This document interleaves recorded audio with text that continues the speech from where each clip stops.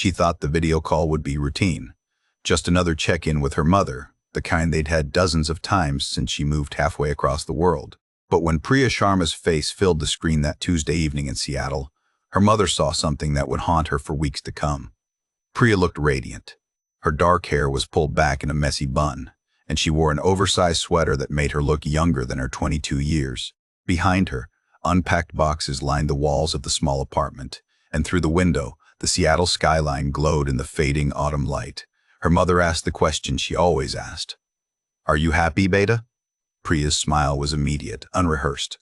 "Happier than I've ever been, Mama." In the background, a man moved through the kitchen. Marcus, her fiancé, visible for just a moment as he made coffee, his presence casual and domestic. They talked for 30 minutes about ordinary things.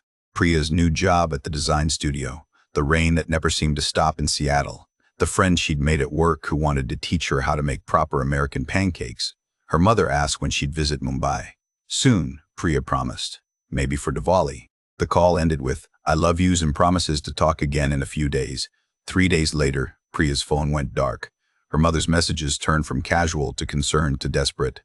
"Beta, call me when you can." "Priya, I'm worried. Please respond." The messages went undelivered. Her social media, usually active with design work and photos of her new life, stopped updating entirely. Her mother called Marcus, but his number had changed.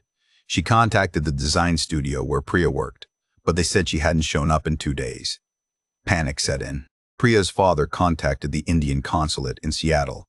Her best friend Anjali in Mumbai began calling hospitals, police stations, anyone who might know something.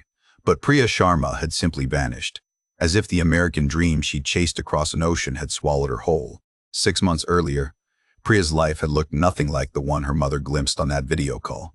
She lived in Mumbai, in a cramped 2-bedroom apartment in Andheri that she shared with her parents. Her father worked at a bank. Her mother was a homemaker who spent her days cooking, cleaning, and gently pressuring Priya about marriage.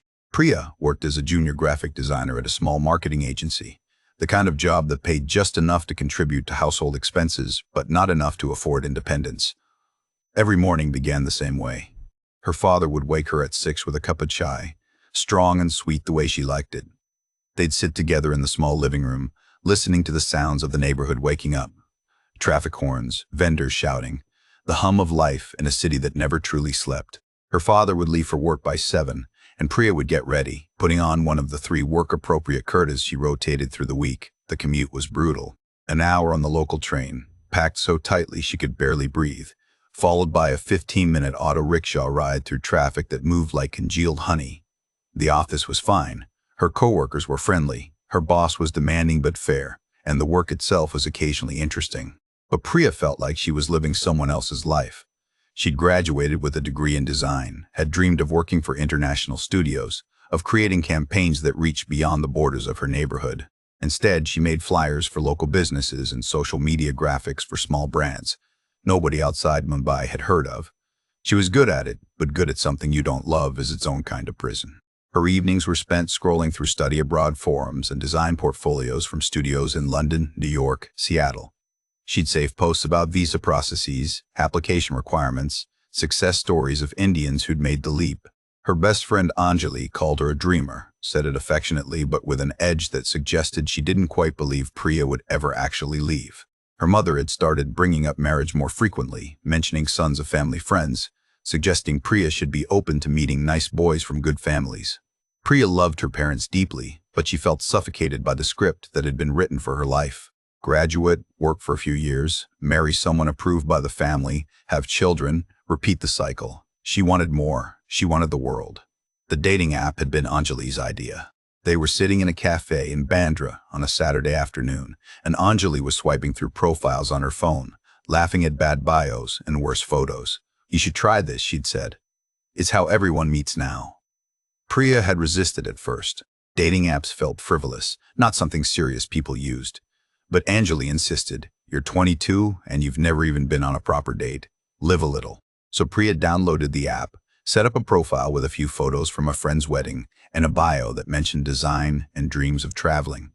Most of the profiles were unremarkable. Mumbai locals, men in their 20s looking for casual hookups or future wives, the usual mix of gym selfies and group photos where you couldn't tell which person was actually the profile owner. She swiped half-heartedly, not expecting anything. And then she saw him. Marcus Bennett, 34 years old, software engineer from Seattle. His photos showed a life that looked like it belonged in a magazine, hiking in mountains with snow-capped peaks behind him, sitting in a coffee shop with floor-to-ceiling windows overlooking a city skyline, a golden retriever named Copper asleep on a couch beside him. His bio was simple but appealing. Loved to travel, progressive values, and a deep appreciation for Indian food I developed during a work trip to Bangalore. Always looking for meaningful connections, they matched. His first message arrived within minutes. I saw your design work in your profile. The color theory in that branding project is really sophisticated. Do you freelance, or is that all agency work? Priya was surprised. Most matches opened with pay or some comment about her appearance. But Marcus was asking about her work, engaging with the things she cared about most. She responded, and the conversation flowed easily. He asked thoughtful questions. She found herself typing longer responses than she usually did with strangers online. By the end of the first day, they'd exchanged numbers. The video call started a week later. Marcus was everything his profile suggested and more. He was handsome in an understated way, with kind eyes and a smile that seemed genuine. He talked about his work in tech, about Seattle's culture, about how much he loved the city despite the endless rain. He asked about her life in Mumbai, about her family, her ambitions. He listened in a way that felt rare, like he was genuinely interested in what she had to say. Within 2 weeks, they were talking every day. Early mornings for Priya, late evenings for Marcus, their schedules aligning just enough to make it work. He told her about his last relationship. It ended because she couldn't handle my ambition, he said. I wanted to build something meaningful, to travel, to live a bigger life. She wanted to stay comfortable. Sometimes you have to choose between comfort and growth. Priya felt a jolt of recognition. That was exactly how she felt about her own life, trapped between comfort and the terrifying possibility of something more.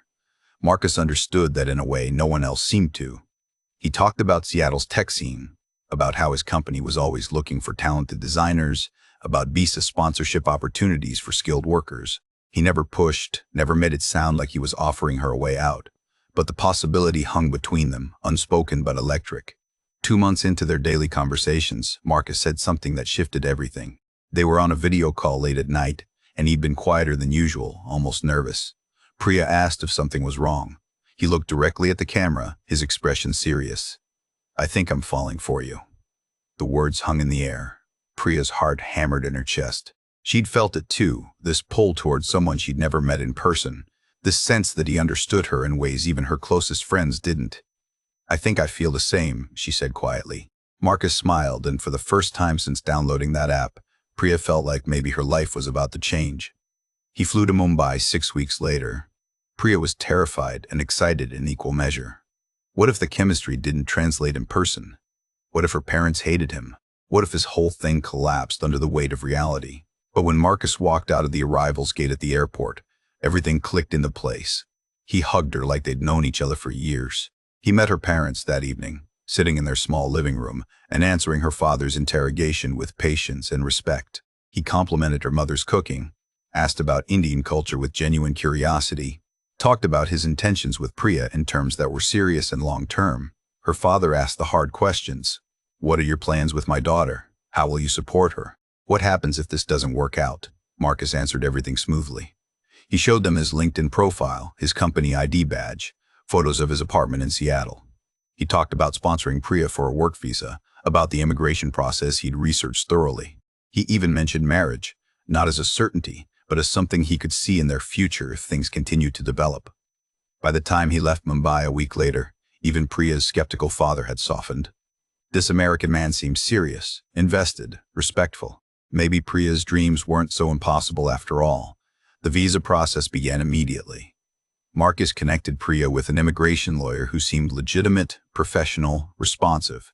He helped her gather documents, filled out forms, paid application fees that ran into thousands of dollars. He never asked her to repay him.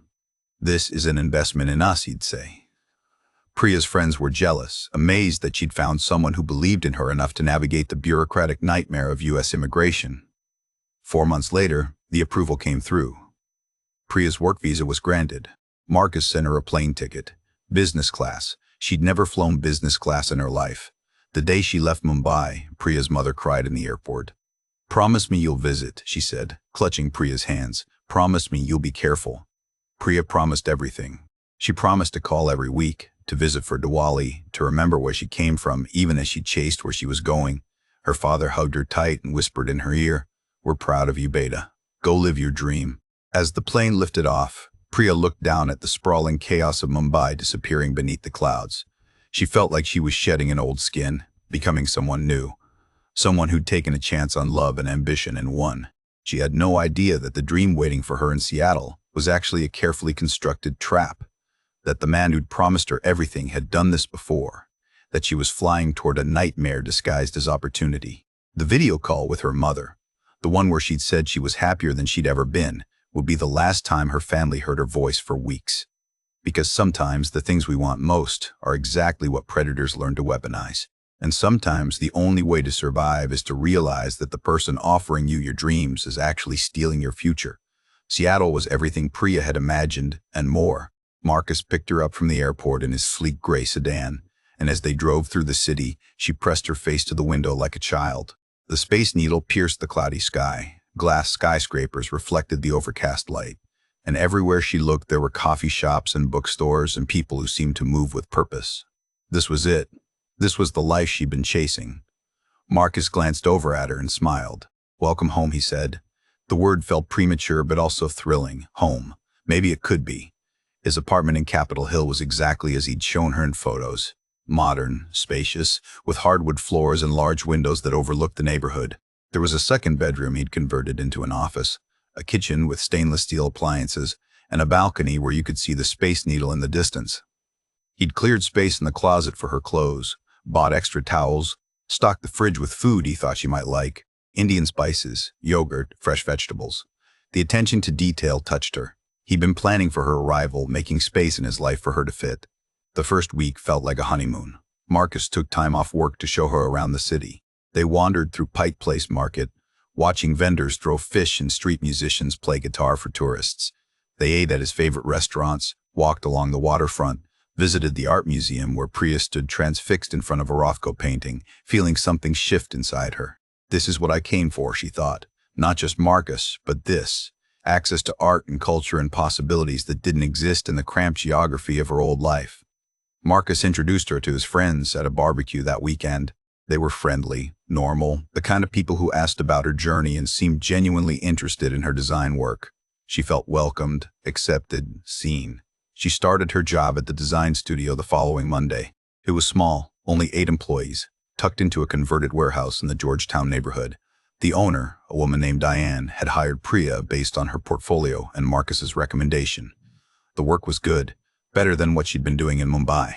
They handled branding for local businesses, nonprofits, a few tech startups. Priya was given real creative freedom, her ideas actually implemented instead of watered down by committees. Her coworkers were kind. A woman named Rachel, around Priya's age, made an effort to include her, explaining American workplace culture and inviting her to lunch. Everything felt right. Everything felt like it was finally falling into place. But somewhere around the 3rd week, small things began to shift. Marcus started asking more questions about her day, not in a conversational way, but with a specificity that felt like tracking. What time did you leave the studio? Who did you talk to? What did Rachel want when she invited you to lunch? Priya assumed he was just interested, maybe a little protective since she was new to the country. She answered honestly, not seeing any reason to hide mundane details. But the questions became more frequent, more pointed. When she mentioned that Rachel had invited her to after-work drinks with some of the team, Marcus frowned. "You're still adjusting," he said. "Maybe it's too soon to be going out drinking with people you barely know. You should focus on settling in first." Priya felt a small flutter of unease, but pushed it down. He had a point. She was still adjusting to the time zone, to the work pace, to everything. Maybe he was right that she should take it slow. She texted Rachel that she couldn't make it, citing exhaustion. Rachel responded with understanding, but Priya noticed she didn't invite her again after that. Marcus also started managing her schedule more actively. He wanted to know when she was leaving work so he could plan dinner. He suggested they spend evenings together since they were building a life as a couple. It made sense on the surface, but Priya began to feel like she needed permission to deviate from an unspoken routine. When she stayed late at the studio one evening to finish a project, Marcus called 3 times. The third call, his voice had an edge. I was worried, he said. You didn't tell me you'd be late. A month in, Marcus suggested they consolidate their finances. You're still learning the American banking system, he said. It'll be easier if I'm on your account, just for emergencies. I can help you track expenses. Make sure you're building credit the right way. Priya hesitated. She'd only just opened the account, only just started receiving paychecks. But Marcus had paid for so much already. The visa process, the plane ticket, half the rent until she got settled. It felt ungrateful to refuse. She added him to the account. Within a week, she noticed withdrawals she hadn't made. When she asked about them, Marcus explained they were for household expenses, groceries, utilities. He showed her receipts, and the amounts matched. But something about not being consulted first bothered her. She didn't push it. The real alarm came when she tried to video call her mother. Priya had promised weekly calls, and her mother had been texting anxiously, asking when they could talk. But when Priya went to open the international calling app on her phone, it was gone. She searched for it, confused, then asked Marcus if he'd seen it. He looked up from his laptop, his expression carefully neutral. I removed it, he said. You were spending too much time talking to India instead of being present here. With me, with our life. Priya stared at him. You removed an app from my phone without asking? Marcus sighed, the kind of sigh that suggested she was overreacting. I'm trying to help you transition, Priya. You can't live in two worlds at once. You're in America now. You need to commit to that. She felt anger rise in her chest, but also confusion. Was he right? Was she clinging too hard to her old life? He softened his tone, reached for her hand. Look, I'm not saying you can't talk to your family, just that we should schedule it. Once a week, on my phone, so it doesn't interfere with your adjustment. Priya wanted to argue, but felt trapped by gratitude. He'd done so much for her. Maybe this was reasonable. Maybe she was being ungrateful. She agreed to weekly scheduled calls. But those calls felt different with Marcus in the room. Her mother would ask if everything was okay, and Priya would say yes, aware of Marcus listening. She couldn't talk freely, couldn't express doubts or homesickness. The calls became performances of happiness instead of actual connection. Her friends in Mumbai started noticing the change. Anjali texted frequently. You seem different. Is everything okay? Your messages are so short now. Priya tried to explain she was just busy, adjusting, building a new life. But even she could hear how hollow it sounded. The truth was, she felt increasingly isolated. She hadn't made friends outside of work, and work friendships were kept surface level because Marcus discouraged socializing. Her world had shrunk to the apartment, the studio, and Marcus. She told herself this was temporary, that once she was more settled, she'd have more freedom. But the timetable for that freedom kept shifting further into the future. Then came the documents. Priya needed her passport to verify her visa status for the studio's HR department. When she asked Marcus where he'd put it, he became defensive. Why do you need it? Don't you trust me to keep it safe? She explained about HR, and he reluctantly retrieved it from a locked drawer in his desk, watching as she made a photocopy. But he took it back immediately after. I'm safeguarding these, he said. Immigration paperwork is serious. One lost document and you could be deported. Priya felt the unease deepen. She was an adult. Why couldn't she hold her own passport? But again, the logic was just plausible enough. Immigration was complicated. Maybe he was being careful. Maybe she was being paranoid. She started looking more carefully at her visa paperwork when she had access to it. The dates seemed off. The stamp didn't quite match what she remembered from the approval letter. She tried to check the status online, but the reference number didn't work. A cold feeling settled in her stomach. She wanted to ask someone at work, but Marcus had already spoken to Diane about Priya's immigration status, positioning himself as the point of contact. When Priya mentioned wanting to consult with the lawyer directly, Marcus brushed it off. I've been handling it all, he said. Why complicate things? She felt the ground shifting beneath her but couldn't quite articulate why. The money was next. Priya checked her bank account and found it nearly empty. Marcus had been withdrawing amounts far beyond what household expenses would justify. When she confronted him, something in his demeanor changed entirely. The careful charm evaporated. His face hardened. I've invested everything in you, he said, his voice low and controlled. The visa lawyer, the fees, the plane ticket, this apartment. Do you think that was free? Do you have any idea how much I've spent on you? Priya tried to argue that those were gifts, that she hadn't asked him to pay for everything. His laugh was bitter. Gifts? You think this was charity? You owe me, Priya. You owe me for giving you this life. She realized in that moment that she'd been building her dream on a foundation she didn't control. Every piece of her new life ran through Marcus, her visa, her job, her housing, her finances. She'd handed him the keys to everything without realizing she was locking herself in. She tried to stay calm. "I want to manage my own money," she said. "I want to hold my own documents. I want to talk to my family without you listening." Marcus stood up, and though he didn't move toward her, the implicit threat was clear. "You're not in a position to make demands," he said quietly. "You're here because I brought you here. Your visa is connected to the job I got you. The apartment is mine. The bank account has my name on it. If you want to leave, go ahead. But you'll be leaving with nothing, and you'll be leaving illegally." "How do you think that'll go for you?" The words hit her like cold water. Illegally. What did he mean? Marcus saw her confusion and smiled, but there was no warmth in it. "You think that visa is real? You think I paid a real lawyer? Priya, you're in this country on fraudulent documents. If you report me, you report yourself. You'll be deported, and your family will find out you've been living here as an illegal immigrant. How will that look back in Mumbai? How proud will your father be then?" She felt the room tilt. Everything she'd built, everything she'd believed about this new life, collapsed in an instant. She wasn't living her dream. She was living inside a trap designed specifically for her, and the man who promised her everything was the one who'd built the cage. That night, alone in the bedroom while Marcus watched television in the living room, Priya opened the drawer in the nightstand. Inside was her phone, the one Marcus monitored but hadn't completely locked down. She opened the browser and searched for immigrant rights organizations in Seattle. Her hands shook as she scrolled through results. There had to be a way out. There had to be someone who could help. But with every search, Marcus's words echoed. "You're here illegally. You'll be deported. Your family will be humiliated." She closed the browser and lay in the dark, trying to figure out how the dream she'd chased across an ocean had turned into the thing that might destroy her, and wondering if she'd ever been anything more than another beautiful object for a collector who knew exactly which women were hungry enough to ignore the warning signs until it was too late. Priya couldn't sleep that night. She lay in the dark, listening to Marcus move around the apartment, the sound of the television murmuring through the walls, and tried to make sense of what her life had become.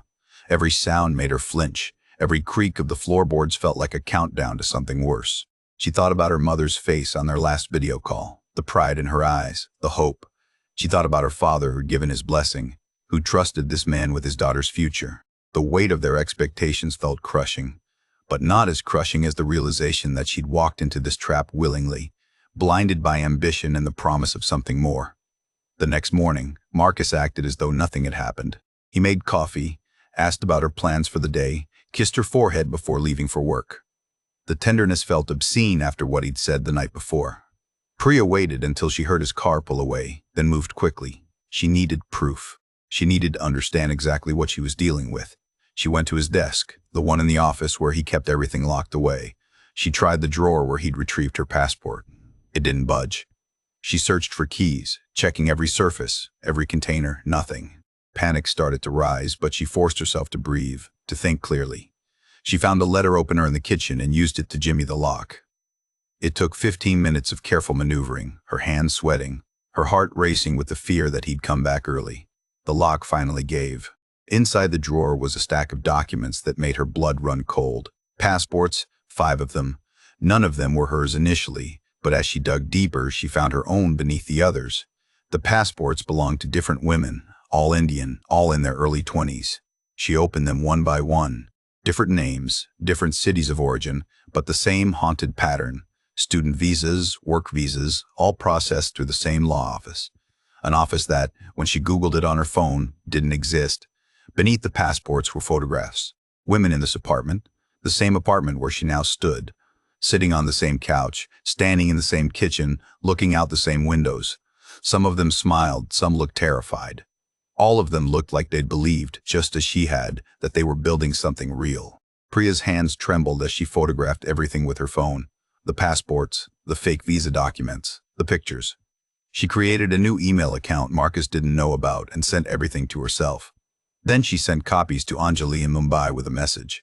"If something happens to me, these are the documents. This is what he's done." She didn't elaborate. There wasn't time. She put everything back exactly as she'd found it, locked the drawer as best she could, and returned to the bedroom. She sat on the edge of the bed and tried to process what she'd discovered. Marcus wasn't just controlling. He was a predator. This was a system, refined over years, targeting women exactly like her. Women desperate enough for American opportunities that they'd overlook inconsistencies. Women isolated enough that when the trap closed, they had nowhere to turn. She thought about the other women in those photographs. Where were they now? Had they escaped? Been deported? Were some of them still trapped in situations like hers, too terrified or ashamed to ask for help? That evening, Marcus came home and knew something was wrong immediately. He stood in the doorway, scanning the apartment with the precision of someone checking for disturbances. His eyes landed on the desk. Priya had been so careful, but somehow he knew. "You went through my things," he said. It wasn't a question. His voice was calm, which made it more terrifying. Priya stood up from the couch, her body tense, ready to run. "I needed answers," she said, trying to keep her voice steady. "About the visa. About everything you've lied about."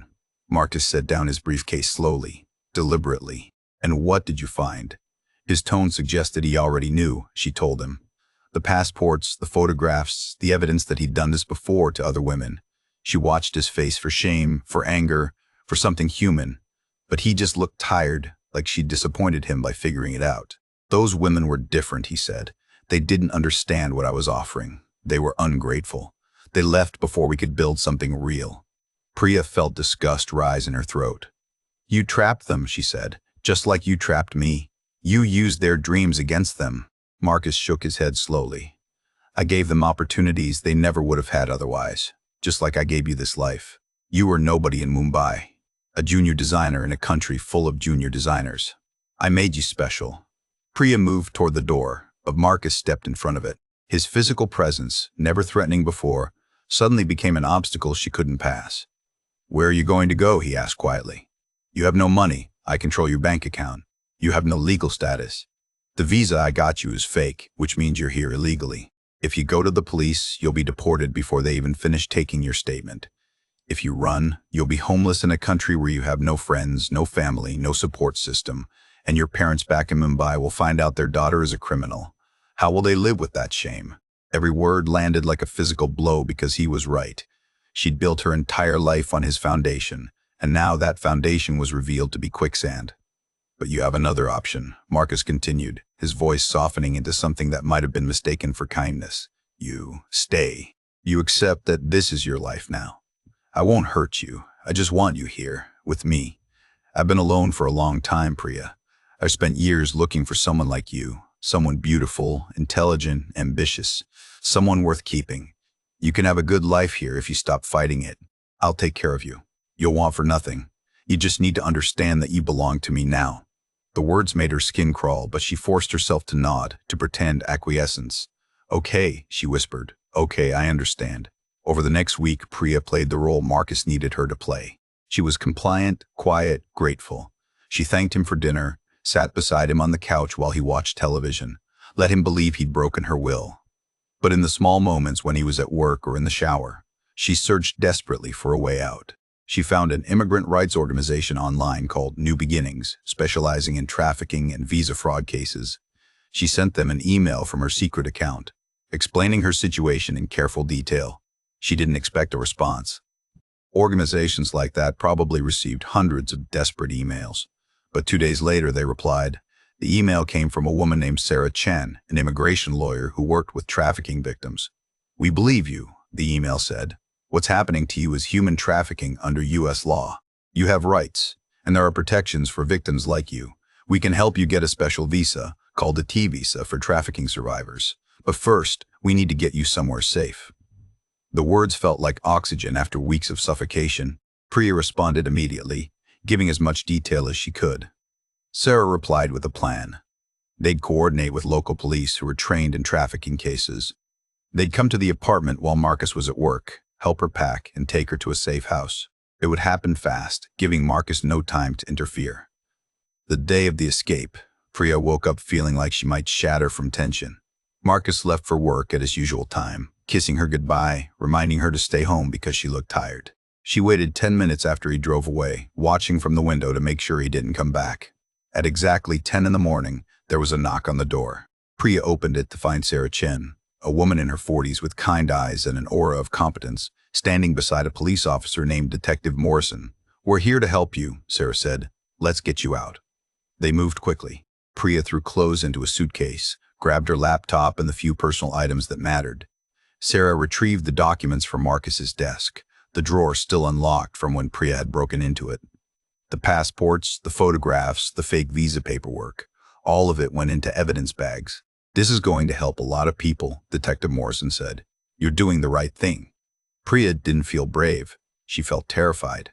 But she followed them out of the apartment, down the stairs, into a waiting car. As they pulled away from Capitol Hill, she looked back once at the building that had been her prison.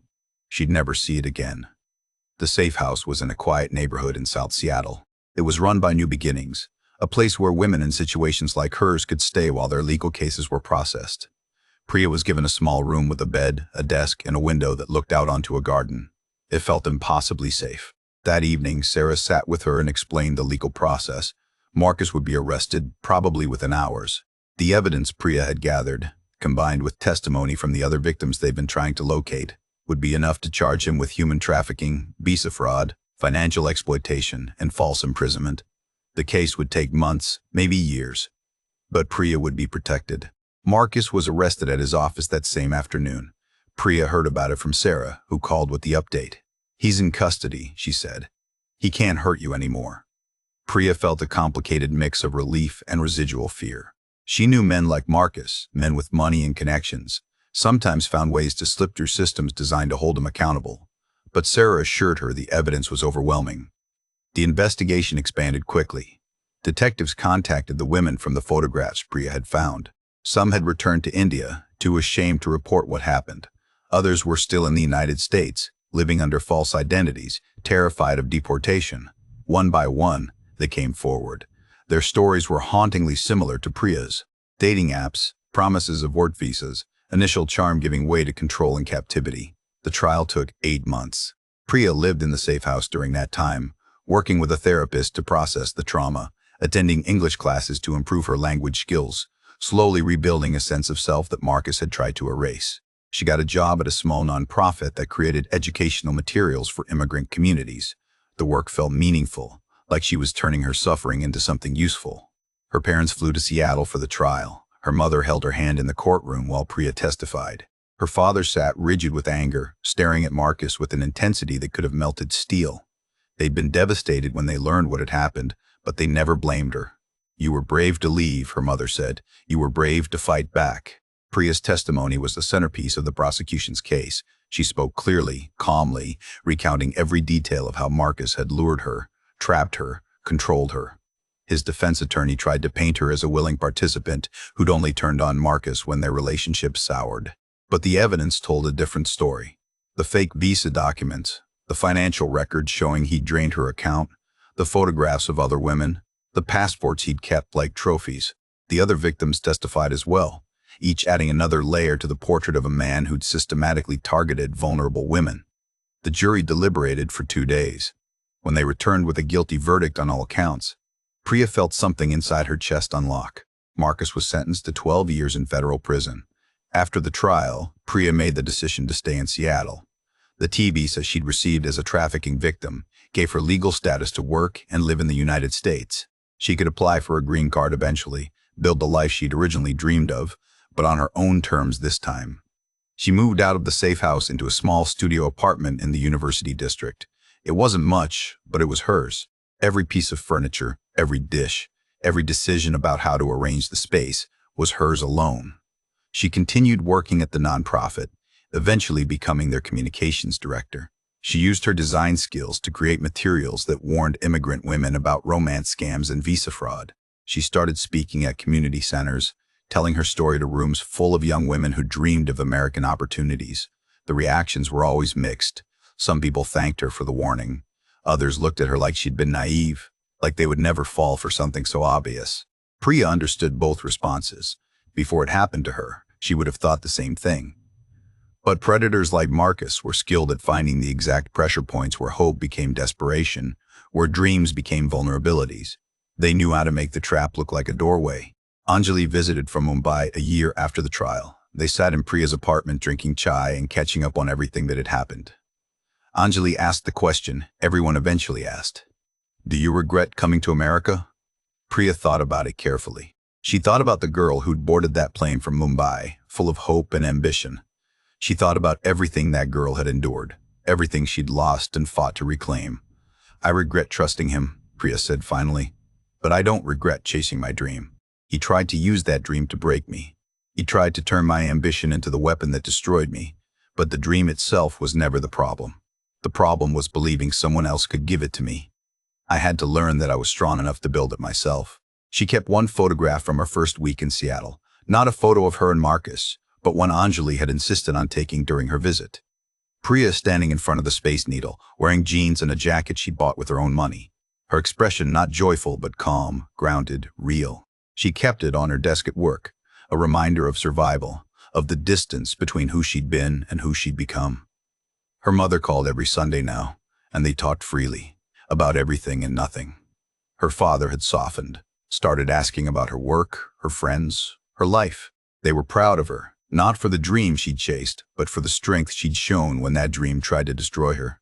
Sometimes late at night, Priya thought about Marcus in prison.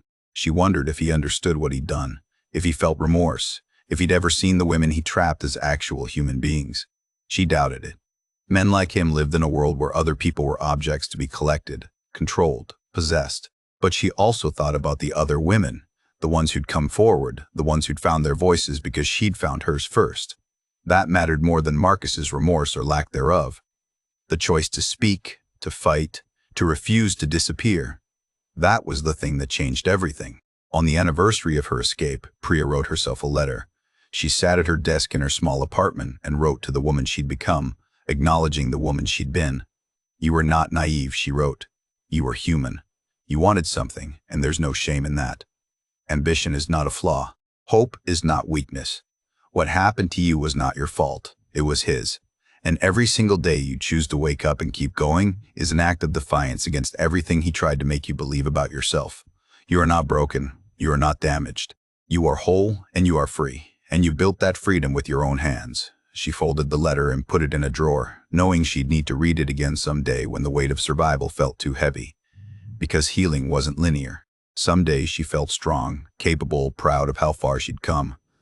Other days the trauma sat on her chest like a stone, making it hard to breathe, hard to trust, hard to imagine a future that didn't include fear.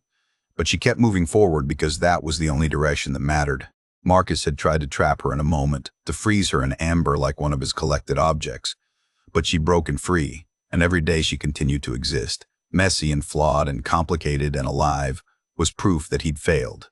The American dream that had brought her across an ocean hadn't looked anything like what she'd imagined. It had been darker, more painful, more complicated than any version she'd dreamed up in that cramped Mumbai apartment. But it had also taught her something essential about her own strength, about the difference between being given a life and building one yourself. She'd come to Seattle chasing something external, something she thought someone else could provide. She'd learned the hard way that the only dream worth having was the one you created from the inside out, the one nobody could take away because it lived in who you were, not where you were or who you were with. And in the end, that was the dream she'd found in Seattle after all. Not the one Marcus had promised, but the one she'd fought for, bled for, survived for. The dream of being fully, completely, undeniably herself. And nobody, not Marcus, not the system that had failed to protect her initially, not the shame or fear or doubt, could ever steal that from her again.